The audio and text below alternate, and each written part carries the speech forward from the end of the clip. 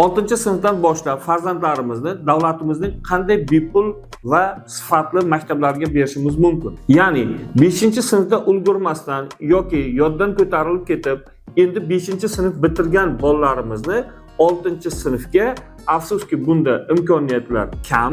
Ya'ni bunda har bitta tumanda tashkil etilgan ixtisoslashtirilgan maktablarning bo'shab qolgan o'rinlariga alohida qabul imtihoni orqali topshirish mumkin. Shuningdek, qaysidir tumanlarda yangi ochilayotgan ixtisoslashtirilgan maktablarga 4 va yuqori barcha sinflarga qabul davom etayotgan bo'ladi.